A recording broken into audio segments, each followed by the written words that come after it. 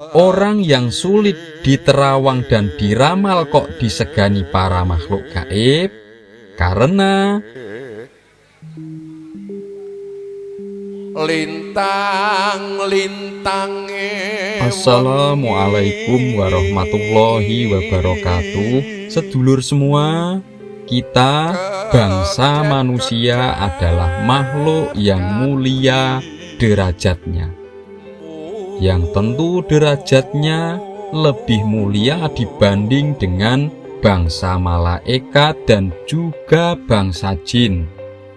Dan ciri-cirinya apa saja jika seseorang itu dihormati dan disegani oleh makhluk gaib?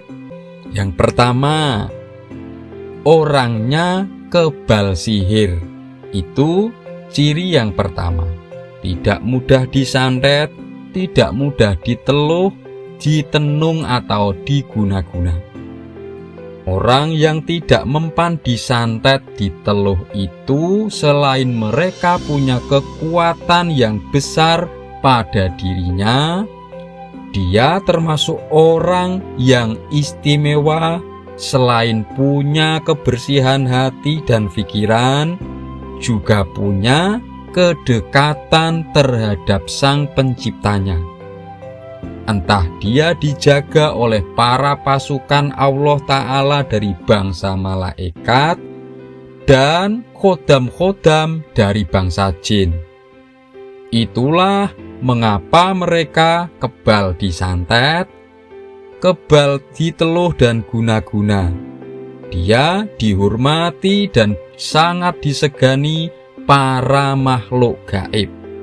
Berikutnya yang kedua, yaitu cirinya orangnya sulit diterawang dan diramal.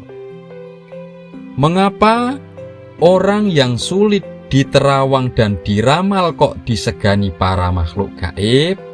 Karena derajat kemuliaan orang tersebut juga daya kekuatan energinya sangat besar dan sangat tinggi, sehingga para penerawang dan para peramal yang sistemnya menggunakan daya dari bantuan bangsa jin, mereka para jin yang disuruh tadi tidak bisa menembus dayanya orang tersebut, sehingga makhluk gaib tadi tidak bisa mengakses, tidak bisa masuk untuk mendapatkan informasi. Orang yang seperti itu termasuk orang yang spiritualnya sangat tinggi atau derajat ruhaninya tinggi.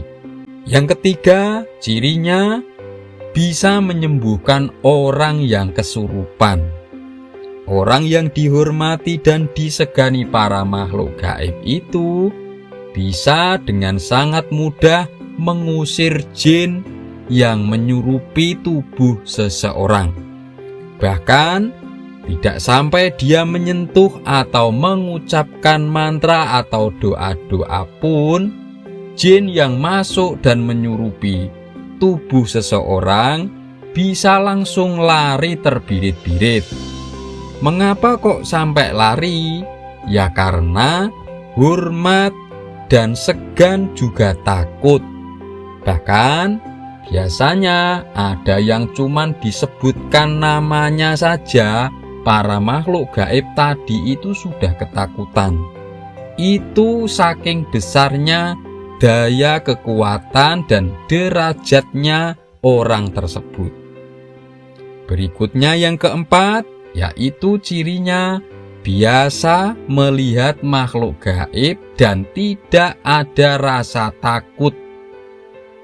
Jadi setiap saat dengan mudahnya orang tersebut melihat penampakan-penampakan makhluk gaib, bahkan didatangi dan juga diikuti. Dia tahu itu yang terjadi, tetapi tidak ada sedikit pun dia merasa takut dalam hatinya. Mengapa kok bisa melihat dengan mudah dan tidak takut? Ya karena orang tersebut hijab atau kasaf yang menjadi penutup mata batinnya itu sudah terbuka, atau mata batinnya sudah sangat peka, dan dia punya kebersihan hati, punya ilmu ketauhidan yang tinggi, punya keimanan yang kuat, punya kedalaman spiritual dan ruhani yang kuat, sehingga tidak ada sedikit pun rasa takut di hatinya. Berikutnya yang kelima, yaitu cirinya bisa mendatangkan makhluk gaib. Karena seseorang itu sudah terbuka hijab atau penghalang gaibnya, sehingga dia bisa mudah menembus alam bangsa jin tersebut, dan dia juga sudah dikenali, dihormati dan disegani di kalangan masyarakat alam gaib tadi. Makanya dia bisa dengan mudahnya memanggil, lalu mendatangkan, bahkan menyuruh-nyuruh para makhluk gaib.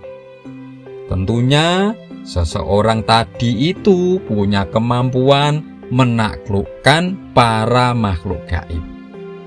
Berikutnya yang keenam, cirinya yaitu mampu menetralkan tempat-tempat yang dihuni makhluk-makhluk gaib. Ketika seseorang sudah dihormati dan disegani para makhluk gaib, dia akan mampu bernegosiasi, berkomunikasi, dan bisa meminta makhluk-makhluk gaib tadi untuk meninggalkan tempat-tempat yang dihuni. Entah itu dengan cara diusir paksa maupun para makhluk gaib tadi dipindahkan dengan persetujuan untuk berpindah ke tempat lain. Berikutnya yang ketujuh, yaitu cirinya mudah mengetahui letak benda-benda gaib. Entah itu benda-benda pusaka gaib atau benda-benda kiriman guna-guna, bisa dengan mudahnya diketahui letak adanya benda-benda gaib tersebut. Dengan datang langsung ke lokasinya, bahkan kalau yang lebih tinggi tingkatan ilmunya, dia bisa tahu posisi dari jarak jauh tempat atau benda-benda tadi berada. Itu pun juga bisa. Dan yang kedelapan cirinya yaitu tahu detail sejarah peristiwa atau kejadian masa lalu. Jadi, meskipun dia tidak pernah tahu, seseorang tadi tidak pernah melihat sendiri sejarah kejadian pada suatu tempat, dia bisa mengetahui dengan runtut peristiwa kejadian atau sejarah di masa lalunya. Dari mana kok dia tahu? Dari penjelasan-penjelasan makhluk gaib yang hidup sejak lama dan mengetahui betul sejarah kejadian di tempat tersebut. Bisa dari para bangsa jin, bisa juga dari bangsa malaikat. Berikutnya yang terakhir yang kesembilan, ciri-cirinya yaitu ahli ruhani yang istiqomah amaliyahnya. Maksudnya adalah orang-orang yang beristiqomah melakukan aktivitas ruhani. Seperti berzikir yang istiqomah dilakukan terus-menerus untuk pembersihan, untuk pendekatan diri kepada Gusti Allah Ta'ala. Ahli-ahli tirakat seperti tirakat puasa untuk pengendali hawa nafsunya, dan istiqomah bersedekah sebagai wujud penghambaan kepada Allah Ta'ala Tuhan Yang Maha Esa. Ini juga salah satu ciri-ciri yang paling kredibel, istiqomah dalam aktivitas ruhani. Orang-orang yang demikian sudah pasti sangat dihormati, disegani, dan ditakuti para makhluk-makhluk gaib. Sedulur semua, itulah 9 ciri-ciri orang-orang yang sangat dihormati dan disegani para makhluk gaib. Mereka adalah termasuk orang-orang yang waskita, orang-orang pinilih, orang-orang yang berilmu dan istimewa.